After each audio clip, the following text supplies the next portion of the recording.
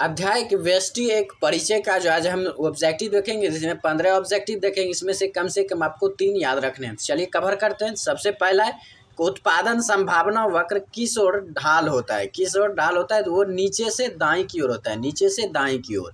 उसके बाद चलते हैं सेकंड नंबर क्वेश्चन पर। यदि उत्पादन संभावना वक्र मूल बिंदु की ओर नतोदर होता है तो सीमांत अवसर लागत होती है, वो बढ़ी भी होती है, तो याद रखना है। उसके बाद चलते हैं 3 नंबर क्वेश्चन पर। यदि सीमांत अवसर लागत स्थिर है तो उत्पादन संभावना वक्र, तो वो एक सरल रेखा होगा अगर सीमांत लागत स्थिर है।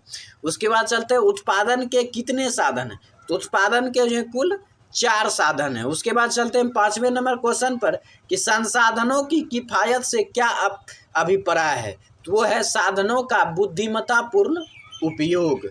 उसके बाद चलते हैं नेक्स्ट क्वेश्चन पर।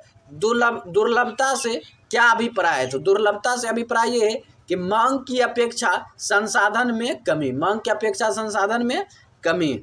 उसके बाद चलते हैं कि 7 नंबर क्वेश्चन का जा रहा है कि विकास का अर्थशास्त्र किसका अध्ययन करता है, तो वो संसाधनों के विकास का अध्ययन करता है, संसाधनों के विकास का। उसके बाद चलते हैं 8 नंबर क्वेश्चन कि समाजवादी अर्थव्यवस्था में उत्पादन के संसाधनों पर नियंत्रण होता है, समाजवादी में सरकार का नियंत्रण होता है।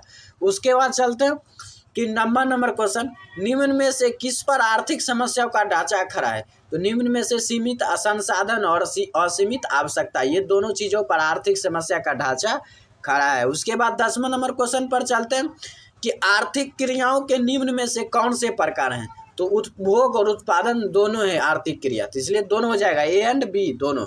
उसके बाद चलते हैं 11 नंबर क्वेश्चन पर। 11 नंबर क्वेश्चन का जरा है कि व्यष्टि अर्थशास्त्र के अंतर्गत निम्न में से किसका अध्ययन किया जाता है, तो वो है व्यक्तिगत उद्योग का अध्ययन किया जाता है। उसके बाद